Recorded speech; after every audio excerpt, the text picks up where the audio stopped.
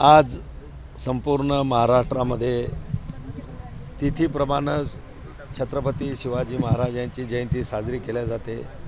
खरं म्हणजे आपले हिंदू हृदय सम्राट शिवसेना प्रमुख बाळासाहेब ठाकरे त्याच वेळेस त्यांनी आम्हा सर्व शिवसेनेच्या पदाधिकाऱ्यांना शिवसैनिकांना एक संदेश दिला होता की छत्रपती शिवाजी महाराजांची जन्मदिवस किंवा जयंती ही तिथीप्रमाणे त्या ठिकाणी साजरी झाली पाहिजे।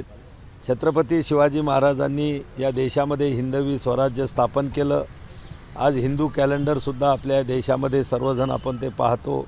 आपले सर्व धार्मिक उत्सव असतील, सण असतील, हे सुद्धा आपण त्या हिंदू कॅलेंडरप्रमाणे किंवा तिथीप्रमाणे आपण त्या ठिकाणी साजरा करतो।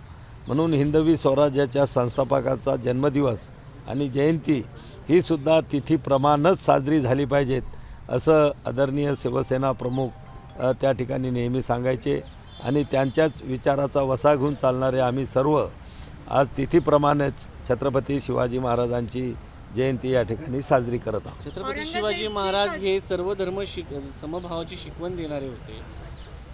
अशा परिस्थितीमध्ये तुम्ही मंत्री आहात, देशातील परिस्थिती पाहिल्यानंतर काय वाटतं? एका धर्माच्या विरुद्ध म्हणजे दोन्ही कोणी असो, हिंदू असो मुस्लिम असो, या सगळ्याच्या धर्मावर एकमेकांच्या विरुद्ध द्वेष पेरण्याचं काम काही लोक करत आहेत, कोणत्याही धर्मातले असो, याबद्दल काय मत तुमचं? नाही, हे बघा, हे आताच नाही, पहिल्यापासून काही लोकांनी विशिष्ट धर्माचं लागून चालन करत त्या ठिकाणी आलेले आहेत। केवळ आपल्या मताच्या पेट्या भरल्या जाव्या म्हणून काही अल्पसंख्याक लोकांचं तुष्टीकरण करण्याचं कामसुद्धा मोठ्या प्रमाणामध्ये आपल्या या देशामध्ये पूर्वीच्या काळापासून काँग्रेससारखे पक्ष किंवा जे स्वतःला सेक्युलर म्हणून घेणारे पक्ष आहेत ते करत आलेले आहेत आणि आजही ते त्या ठिकाणी त्या लोकांचे ते धंदे सुरू आहेत। छत्रपती संभाजी महाराजांचा यांना मारणाऱ्या औरंगजेबाची कबर जी आहे ती उघडून टाकावी अशा पद्धतीची मागणी तुमच्या पक्षाच्या खासदारांनी केली आणि त्यानंतर आता महाराष्ट्रामध्ये आजपासून खरं एक मोहीम सुरू झाली। कसं आंदोलन आहे, बजरंग दल आहे, त्यांनी महाराष्ट्रामध्ये आंदोलन सुरू केलं। हे बघा, औरंगजेबांनी छत्रपती शिवाजी महाराजांच्या हिंदवी स्वराज्यावर चाल करून 27 वर्ष त्या महाराष्ट्रामध्ये हिंदू धर्मीय लोकांचा छळ केला, त्यांना बाटवण्याचा, त्यांना मुस्लिम धर्म स्वीकारायला त्यांनी भाग पाडलं।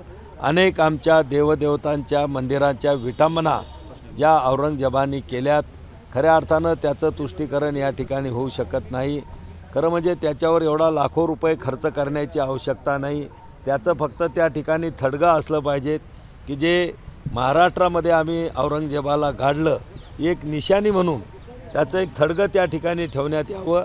बाकी त्या ठिकाणी एवढा खर्च आणि बडेजाव ठेवण्याची मला वाटते आवश्यकता नाही। एबीपी माझा, उघडा डोळे बघा नीट।